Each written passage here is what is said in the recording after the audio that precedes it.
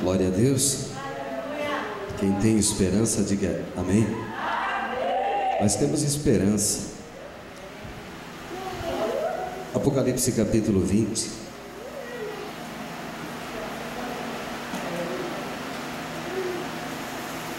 Versículo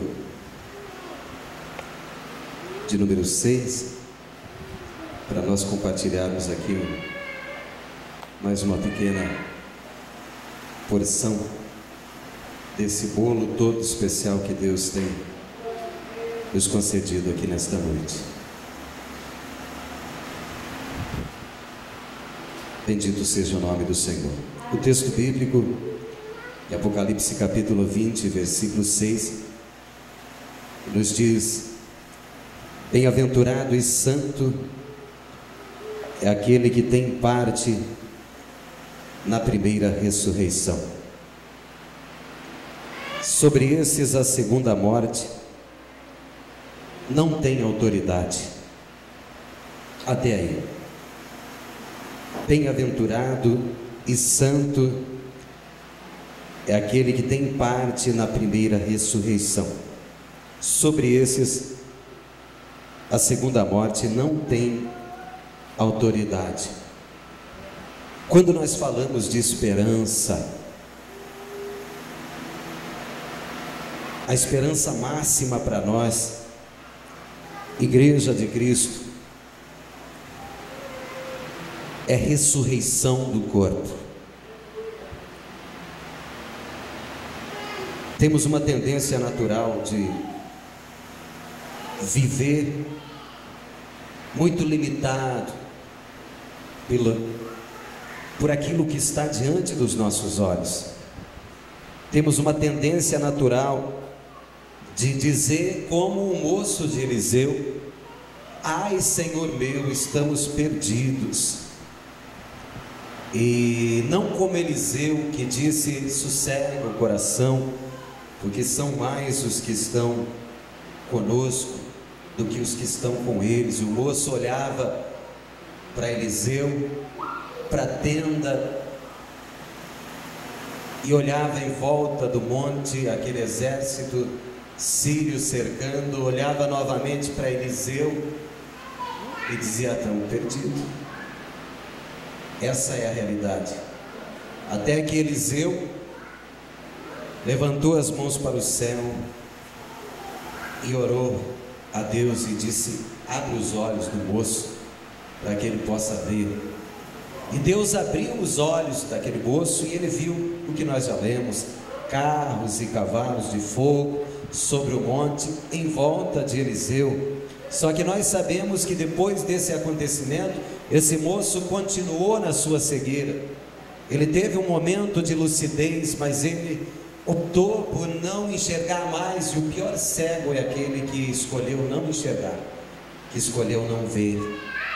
E temos um exemplo ali. Nós temos um risco muito grande de nos tornarmos como que museus espirituais e viver na nossa vida cristã atual um saudosismo, uma lembrança do tipo, contando testemunhos de coisas que aconteceram 20, 30, 40 anos atrás, manifestações sobrenaturais de Deus, milagres, ações, providências, livramentos de Deus, e talvez esquecemos ou vivemos sem perceber interiormente uma sensação de que acabou, de que os tempos são outros e que aquilo ficou lá para trás, e Deus permanece absolutamente o mesmo. Ele não sofreu nenhuma mudança. O mesmo Deus que formou o homem de um punhado de pó, e o Senhor Deus a quem nós servimos hoje é o mesmo, sem mudança e sem sombra de variação. E nós corremos o risco de termos os nossos olhos fechados e viver dia após dia como se as barreiras que vêm contra a nossa vida sejam capazes de impedir Deus de desenvolver o seu plano sobre as nossas vidas. A ressurreição é a esperança máxima da igreja. O apóstolo Paulo, na sua primeira carta, no capítulo 15, ele fez uma defesa profunda sobre a ressurreição. Ele começa a carta dizendo que houveram centenas de testemunhas oculares, pessoas que viram com os seus olhos Jesus, aquele que fora crucificado, Jesus, aquele que fora traspassado com a espada, aquele que fora perfurada a sua fronte com a coroa de espinhos, aquele que carregara a cruz, aquele que havia morrido, aquele que havia tido o seu corpo solicitado por José de Arimateia, esse mesmo. Essas testemunhas, no capítulo 15 da primeira carta, o apóstolo Paulo cita essas centenas de pessoas que viram com os seus olhos e conviveram com o Senhor por um período de 40 dias, e ele faz toda a defesa da ressurreição no capítulo 15, dizendo que se Jesus não ressuscitou, logo a vossa fé é vã, e se Jesus não ressuscitou, logo tampouco há ressurreição de mortos, e todos os que morreram em Cristo estão perdidos, e faz toda a sua defesa, e aí usa uma expressão que Deus achou por bem trazer até ele para que registrasse para nós no capítulo 15, versículo 19, dizendo que se cada um de nós, se eu, você, nós que aqui estamos, esperarmos em Cristo somente nesta vida, nós somos os mais miseráveis de todos os homens. E ele faz toda a sua defesa aí apontando para a ressurreição de Cristo, e lá no versículo 50 em diante ele começa a dizer: eu digo um mistério para vocês, nem todos dormiremos, se referindo à morte, mas todos transformados seremos, no momento, num abrir e piscar de olhos, ao soar a última trombeta. Os que morreram ressuscitarão em um corpo incorruptível, e nós que estivermos vivos seremos transformados, porque convém que isso que é corruptível se revista da incorruptibilidade, que isso que é mortal se revista da imortalidade. Então nós vamos bradar que foi tragada a morte com a vitória. Ora, o aguilhão da morte é o pecado, e a força do pecado é a lei. Aí ele diz: mas graças a Deus que nos dá a vitória por nosso Senhor e Salvador Jesus Cristo, e termina a sua defesa dizendo: portanto, meus irmãos, sede firmes e abundantes, sempre constantes na obra do Senhor, sabendo que o vosso esforço não é em vão. Por que ele disse isso no final? Porque nós vivemos toda uma trajetória, nos esforçamos, lutamos, renunciamos, negamos a nós mesmos, morremos para gerar vida nas pessoas, e ele diz que não é em vão, porque no momento em que a ressurreição acontecer, será um momento de recompensa de Deus sobre a vida daqueles que militaram esta milícia, na vida daqueles que lutaram por esta causa.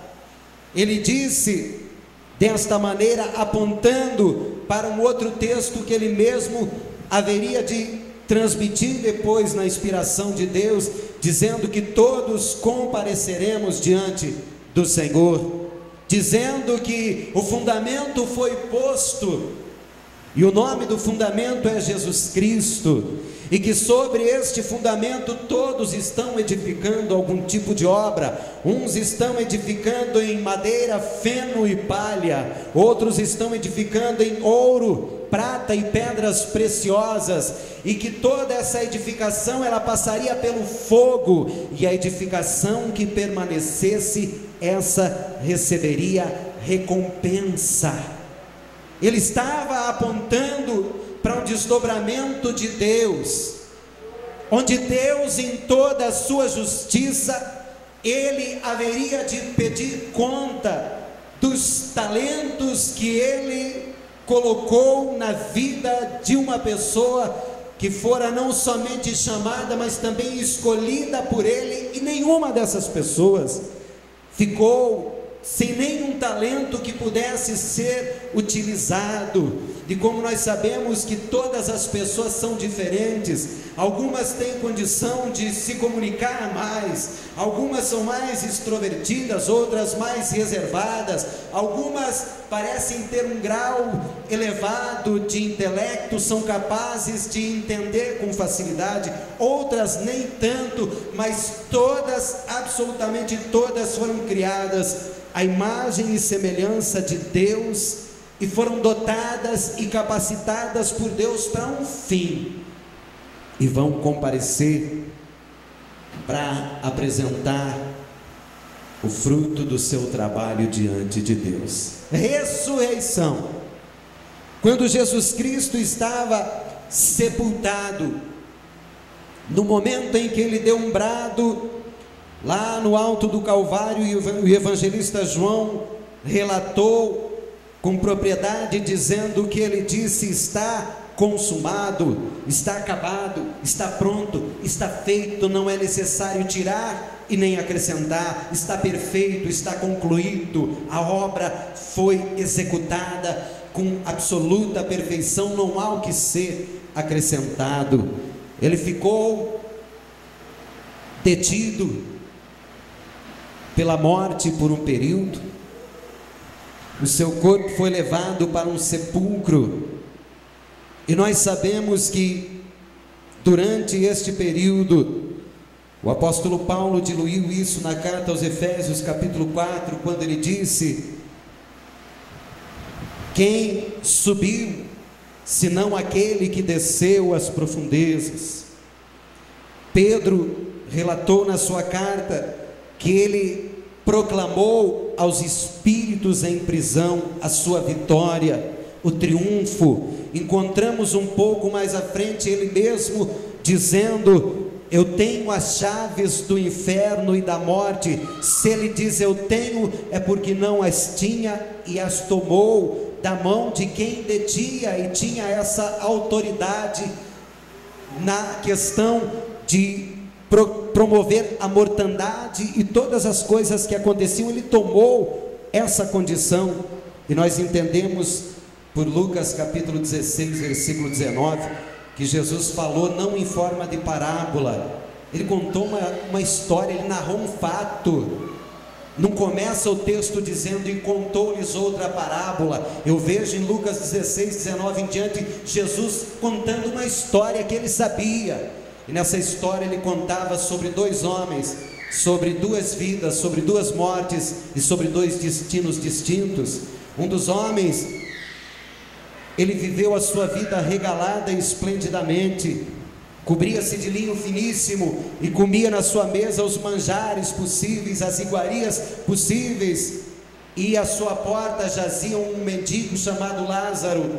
E esse mendigo, com o corpo coberto por feridas, por chagas, os cachorros lambiam-lhe as chagas, e esse mendigo desejava ao menos comer das migalhas que caíam da mesa deste homem. E ele, conhecendo, sendo um judeu, sendo um praticante da lei, ele talvez seguisse alguns preceitos da lei, mas não seguiu o preceito maior que Jesus depois simplificou, o preceito do amor. Ele viu um contemporâneo seu, alguém da sua mesma etnia, alguém da sua mesma fé, da sua mesma crença, jazendo à sua porta, e não é manifestado no relato nenhuma atitude dele para amenizar o sofrimento daquele homem, e eles morreram ambos. E o primeiro morreu e automaticamente apareceu já no Hades, um lugar transitório de tormento. O outro, o relato diz que ele morreu e foi levado pelos anjos a um lugar chamado Seio de Abraão, porque para um judeu a ideia de gozar da companhia de Abraão após a sua morte, era o máximo que se podia imaginar. E agora, neste lugar distinto de tormento, Hades e seio de Abraão, um abismo estava dividindo este local, e este homem em tormentos dizia para o outro lado: Pai Abraão, pede ao menos que Lázaro deixe este lugar, molhe o seu dedo na água e refresque a minha língua. E Pai Abraão, ali na figura de Deus, dizia: você teve tudo, você teve todas as oportunidades, você viveu uma vida, você conhecia a lei, você sabia tudo, e não teve atitude. Agora Lázaro teve só males, mas ele me honrava. Estou parafraseando o que está escrito. Ele me honrava. O homem não estava no tormento porque era rico, estava no tormento porque ele era possuído pela riqueza e não a possuía, e estabeleceu no seu interior o trono para um Deus que Jesus disse que ninguém poderia servir a dois. O que ele servia se chamava Mamon, riqueza, e tomou conta do seu interior. E Lázaro, no descanso, Pai Abraão, o nosso Deus, na figura de Pai Abraão, disse: e além do mais está colocado um abismo, e ninguém pode passar daqui para lá e nem de lá para cá. Manda ao menos que alguém que volte e conte para os meus irmãos para que não venham para cá. E Pai Abraão, na figura do nosso Deus, disse: eles têm Moisés e os profetas, eles têm a Bíblia, consultem-na.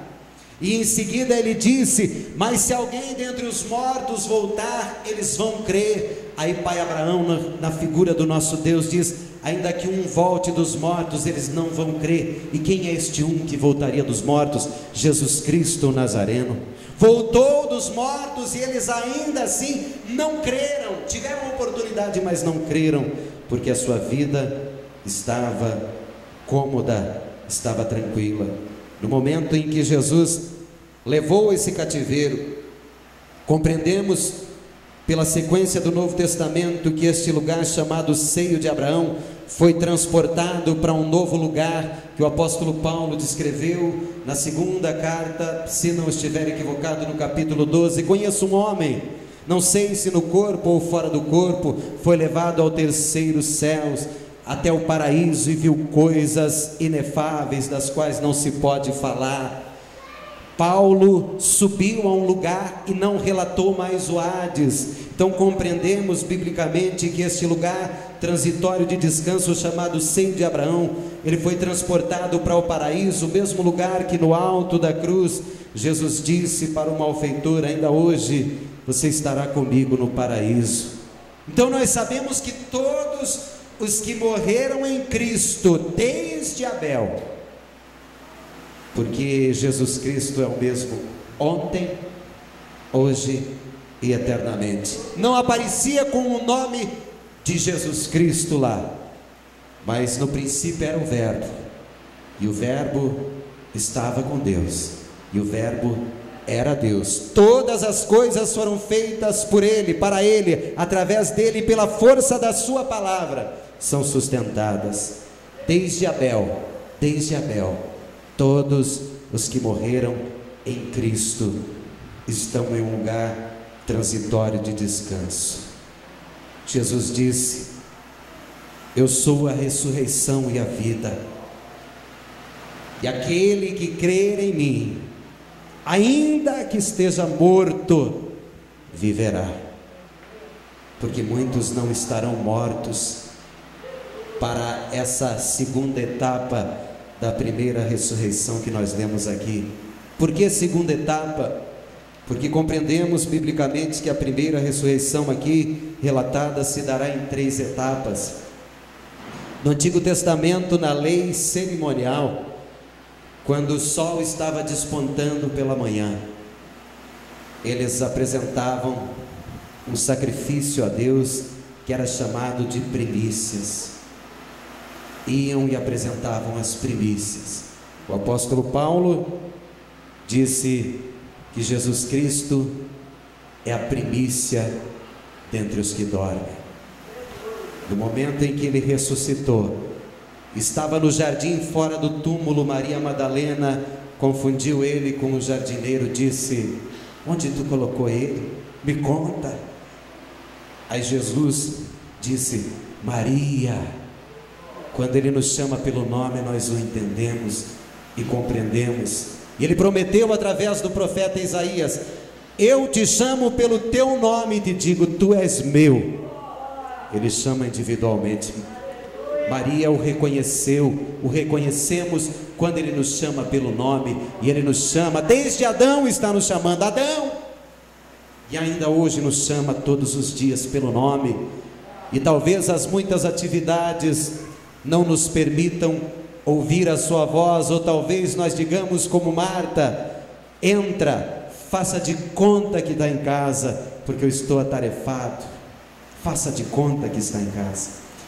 Quando Jesus estava ali no jardim, Maria se aproximou e ele disse: não me detenha. Numa tradução mais profunda vai dizer: não me toque, porque eu vou para o meu Pai e o teu Pai, para o meu Deus e o teu Deus. Vai a Pedro e aos demais e diga que eu estou vivo. Eu compreendo que naquela manhã Jesus Cristo, como primícia dentre os que dormem, se apresentou diante do Pai, porque ele foi o sacrifício perfeito, ele foi o cumprimento de toda a lei, ele foi o que existira de mais perfeito em sacrifício, se apresentou diante do Pai. E um pouco antes da sua morte, João relatou com profundidade quando ele disse: eu vou para o Pai, mas eu rogarei ao Pai e ele vos enviará outro Consolador, o Espírito da verdade. E nós às vezes pensamos que o Espírito de Deus só chegou lá em Atos 2, mas no entardecer daquele dia, onde pela manhã ele disse: não me detenhas, no entardecer daquele mesmo dia, os discípulos estavam fechados e Jesus entrou sem que as portas estivessem abertas e disse: paz seja convosco. E disse de novo: paz seja convosco. E soprou e disse: recebam o Espírito Santo. Ele havia se apresentado como primícia ao Pai, havia rogado e agora já havia dado o Espírito Santo para os seus seguidores. Queridos, a promessa da ressurreição. Primeira etapa, Jesus Cristo como a primícia entre os que dormem. Segunda etapa, 1 Tessalonicenses capítulo 4 versículo 13, se quiser abrir. Segunda etapa da primeira ressurreição que nós lemos aqui em Apocalipse. A primeira etapa, Jesus como primícia dentre os que dormem. Segunda etapa, 1 Tessalonicenses capítulo 4 versículo 13, que diz: não queremos, porém, irmãos, que sejais ignorantes com respeito aos que dormem, para não vos entristecerdes como os demais que não têm esperança. Pois se cremos que Jesus morreu e ressuscitou, assim também Deus, mediante Jesus, trará em sua companhia os que dormem. Ora, ainda vos declaramos por palavra do Senhor isto: nós, os vivos, os que ficarmos até a vinda do Senhor, de modo algum precederemos os que dormem, porquanto o Senhor mesmo, dada a sua palavra de ordem, ouvida a voz do arcanjo e ressoada a trombeta de Deus, descerá dos céus, e os mortos em Cristo ressuscitarão primeiro. Depois nós, os vivos, os que ficarmos, seremos arrebatados juntamente com eles entre as nuvens, para o encontro do Senhor nos ares. Assim estaremos para sempre com o Senhor. Consolai-vos, pois, uns aos outros com estas palavras. Essa a segunda etapa da primeira ressurreição, e nós faremos parte dela. O apóstolo Paulo diluiu no texto que já citei de 1 Coríntios 15, do versículo 50 em diante, como que vai ser isso? Uma piscada de olhos, 7 milésimos de segundo, segundo a ciência, uma piscada de olhos, fechou e abriu, 7 milésimos de segundo. É isso que vai durar o momento em que todos os crentes desde Abel, que estão no paraíso, nesse momento, nessa piscada, nesses milésimos de segundo, suas almas deixarão o paraíso e vão unir-se ao seu corpo, esteja onde estiver o seu corpo, diga a ciência que é possível ou não, esteja o corpo, os ossos, ou esteja um fragmento do DNA desse abençoado, a sua alma vai sair do paraíso, vai juntar-se ao corpo corruptível, e nesse momento vão ser agora levados para os ares, e nós, os que estivermos vivos, seremos arrebatados, e todos terão os corpos mortais e corruptíveis, revestidos de incorruptibilidade e de imortalidade, porque a carne e o sangue não herdarão o reino dos céus, e aí sim encontrar-se-ão com o Senhor nos ares, e vão se assentar, como Jesus prometeu, que muitos viriam do Oriente e do Ocidente, e se assentariam à mesa com Abraão, Isaque e Jacó. A terceira etapa está no texto que nós lemos aqui de Apocalipse capítulo 20, versículo 6. No final da grande tribulação, quando Jesus, no capítulo 19 do Apocalipse, surgir nos céus, montado em um cavalo branco, na sua coxa escrito: Rei dos reis, Senhor dos senhores, atendendo pelo nome de Verbo de Deus, na companhia de milhares dos seus santos e anjos, como Judas escreveu na sua pequena epístola, viu o Senhor com miríades e miríades dos seus santos e anjos. Ele virá para o estabelecimento do seu reinado milenar. Aí então Satanás será amarrado por um anjo apenas, um anjo, não é um arcanjo, um querubim, não é um anjo. Talvez nas trincheiras Deus olhe: você anjo, vem cá, amarre Satanás e prenda no abismo. Os anjos nada podem de si mesmos, mas na autoridade e no poder de Deus, um só amarra Satanás, prende no abismo por 1000 anos, e a terceira etapa da primeira ressurreição acontece ali, onde todos os salvos do período da tribulação, que derramaram o seu sangue e deram testemunho de Cristo, na primeira etapa dela, sob o testemunho dos 144.000 selados, na segunda etapa, sob a pregação das 2 testemunhas que estarão apregoando, todos serão ressuscitados. Voltemos para o texto de Apocalipse capítulo 20, versículo 1.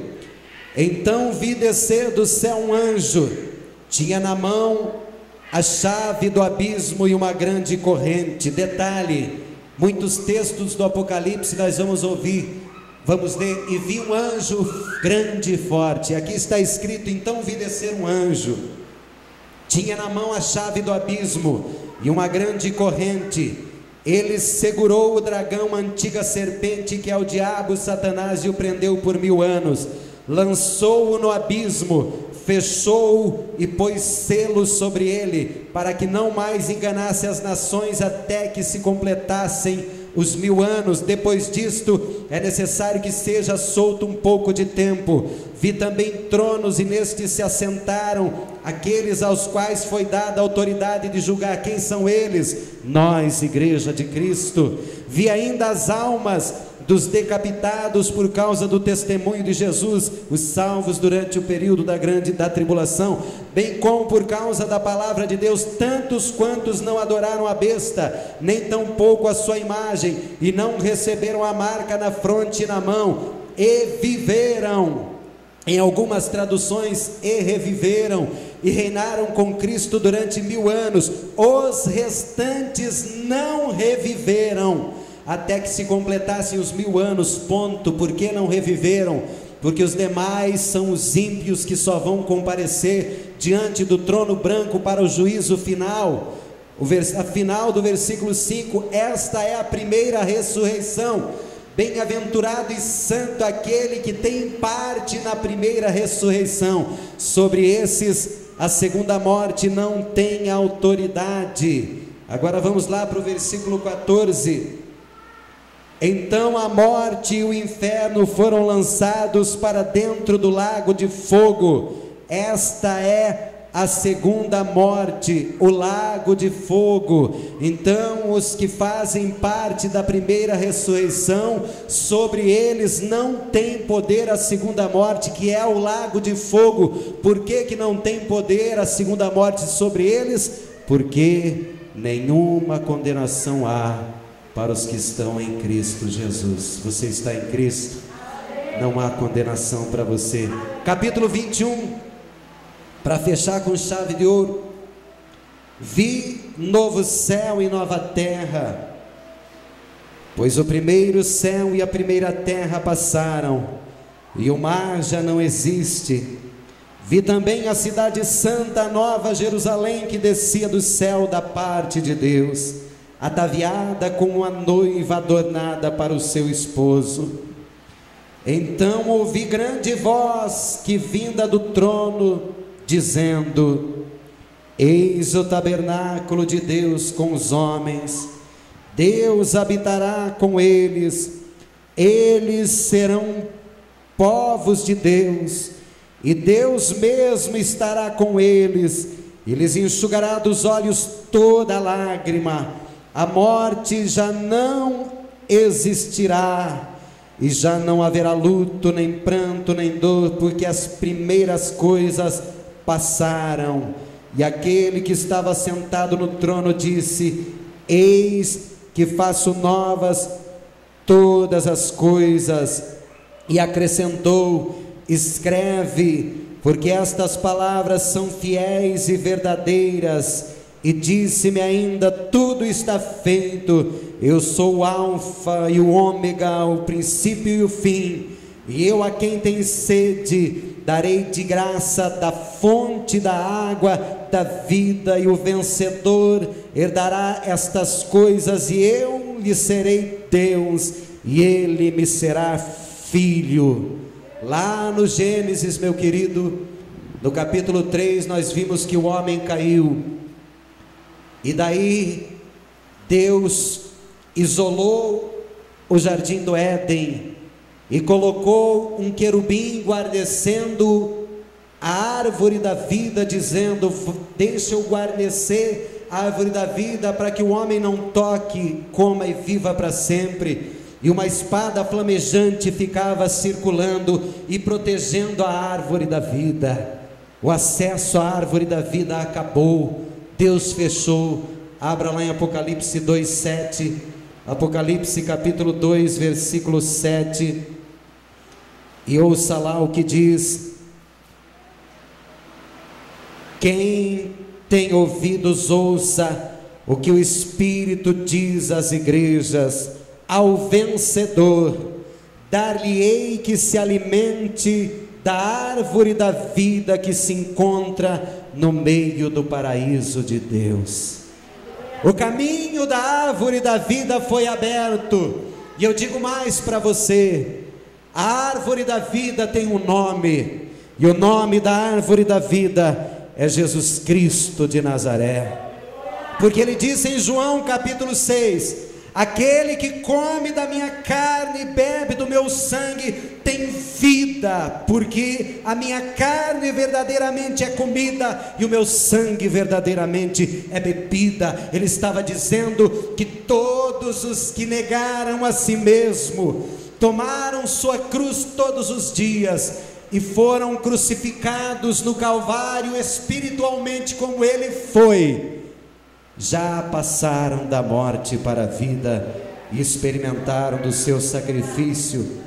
E para encerrar, Apocalipse capítulo 22.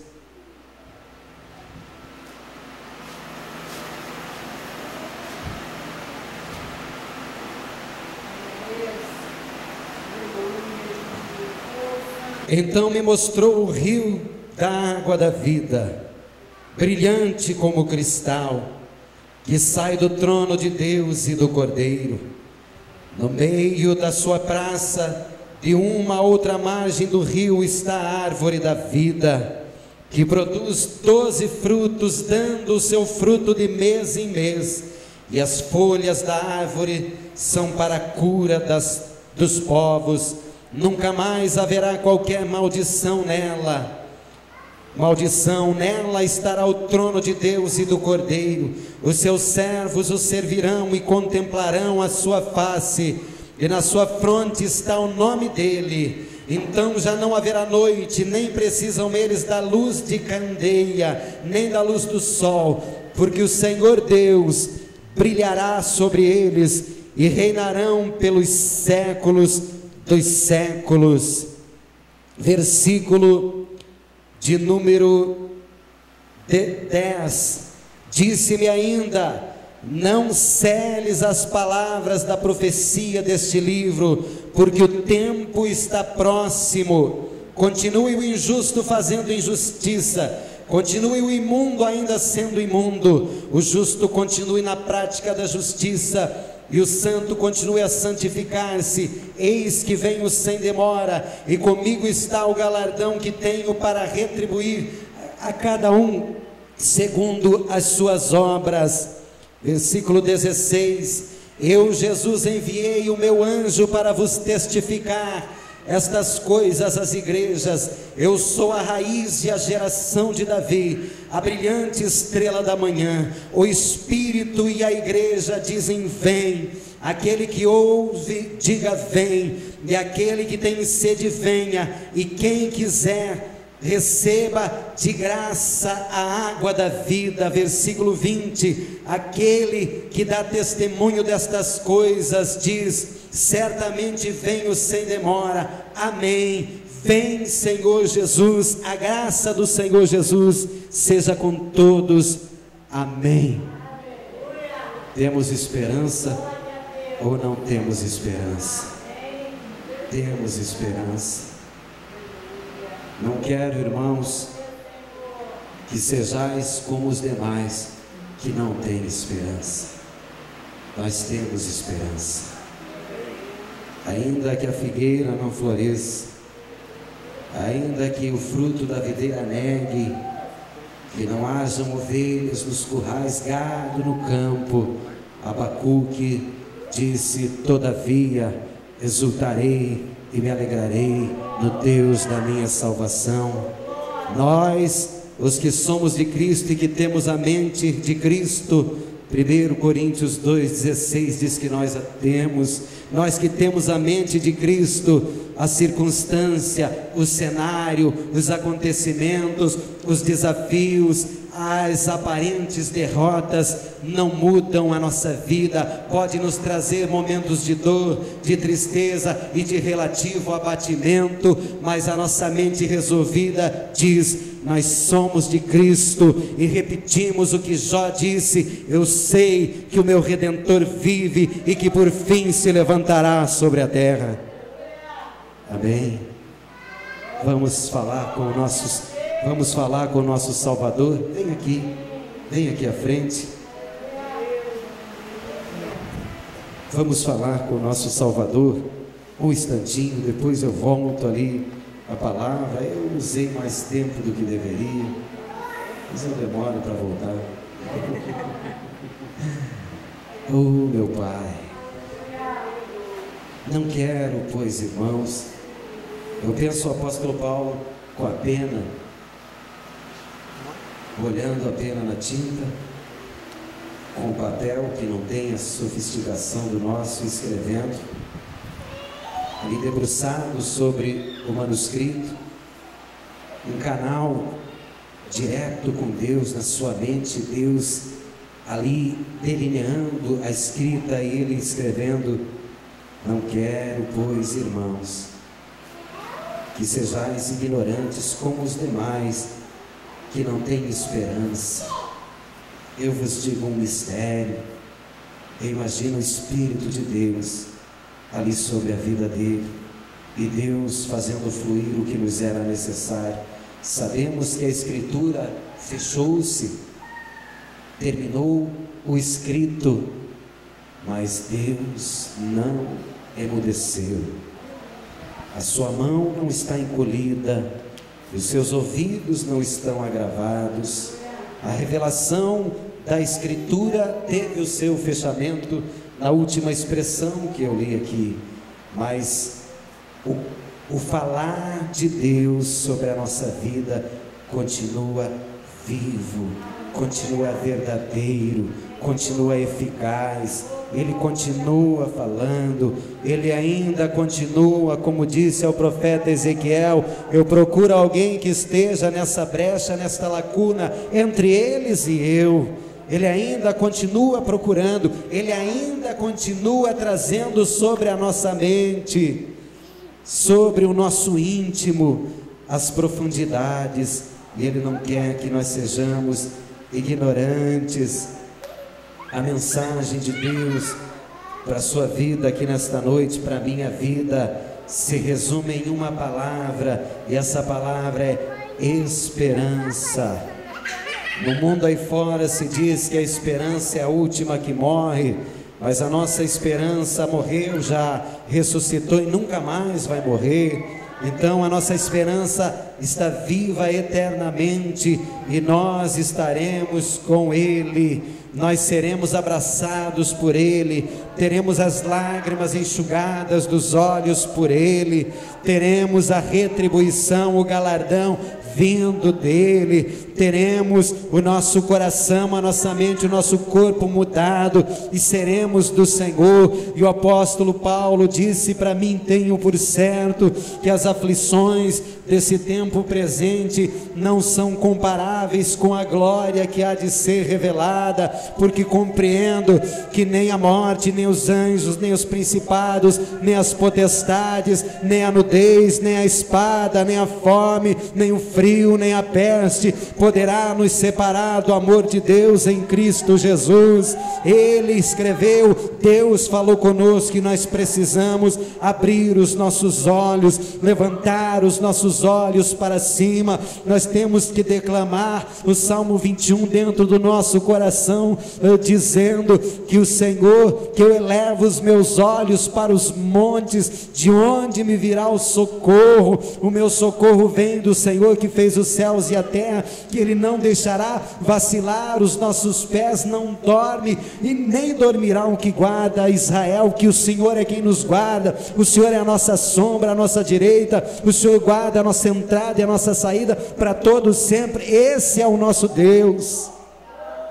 Mestre querido, derrama, Senhor, uma porção da consolação dos céus aqui nesta noite. Oh Espírito, oh Senhor Jesus, em nenhum ponto das Escrituras eu encontrei uma expressão se referindo a outro como Consolador, mas encontrei, Senhor, que o Teu Espírito é o Consolador, é Ele quem consola a nossa alma, é Ele quem consola o nosso interior. Venha consolar, venha derramar o consolo, Senhor. A jornada dos peregrinos está causticante, os holofotes, Senhor, atraindo o pensamento, a visão, tentando dissuadir da convicção de fé, estão aí nos arredores. A jornada está causticante, Senhor. Precisamos do Senhor como coluna de nuvem durante o dia, precisamos do Senhor como coluna de fogo durante a noite, durante a madrugada. Precisamos do Senhor fazendo e cumprindo aquilo que o Senhor disse, que aquele que cresce fosse no teu nome o Senhor e o Pai viriam e fariam morada. Então vem e habita, nós somos o templo e desejamos, precisamos, necessitamos da tua presença para que tenhamos vida verdadeira. Deus de renovo, Deus de consolação, só tu sabes, Senhor, as afrontas que o inimigo tem trazido para os teus filhos, para as tuas filhas, as afrontas que Satanás tem mandado. Ele tem sido ousado, tem afrontado, tem se posicionado ao derredor, tem tentado, Senhor, lançar seus dados, suas setas, tem afrontado, tem dito como Golias que não tem ninguém para enfrentá-lo, Senhor, e nós somos como filhos pequeninos, Senhor, amadurecemos na fé, mas ainda somos como crianças, dependentes do Senhor. A nossa vitória está na tua mão. Então nesta noite, Senhor, tu que és o leão da tribo de Judá, tu que és a resplandecente estrela da manhã, amarra os espíritos malignos, amarra os demônios que têm vindo contra a nossa vida para impedir a nossa jornada, amarra eles e lança-os no abismo para guardar a condenação. E eu sei, Senhor, que Satanás enviará outros, mas nós teremos um momento, Senhor, um momento de bonança para rever algumas coisas, um momento de bonança para poder, Senhor, recompor a nossa mente, o nosso espírito. Pai, socorre-nos nesta noite. Pai, socorre-nos nesta noite. Pai, socorre-nos nesta noite. O inimigo, Senhor, está armado fortemente, é numeroso como a areia da praia do mar, e tem fechado cerco contra as nossas vidas, para tentar minar as nossas defesas, para fazer com que o alimento não entre, para fazer com que a água não entre, e nós, Senhor, não podemos de nós mesmos, mas nesta noite, como Josafá, nesta noite, como Gideão, nós vamos tocar a trombeta, nós vamos quebrar o cântaro e vamos levantar a tocha de fogo como sal da terra e como luz do mundo, e o Senhor há de nos entregar ao adversário e vamos despojá-lo e vamos buscar de volta o que ele nos tirou. Oh, aleluia. Rei Manávia sou Xaramá Juramai Querevia sou Erraçu Belei Xaramaná. Oh, aleluia.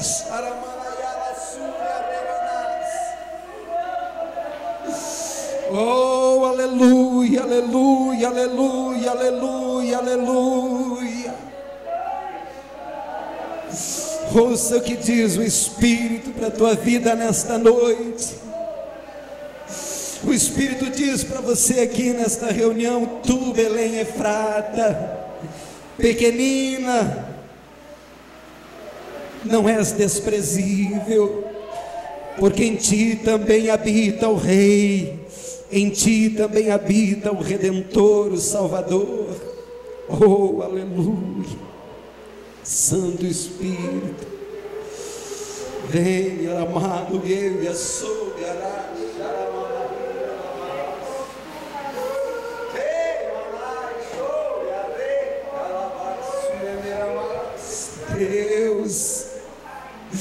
Deus, receba o gemido dos teus filhos diante do teu trono. Receba o gemido dos teus filhos diante do teu trono, Senhor, e não detenha, Senhor, a tua mão.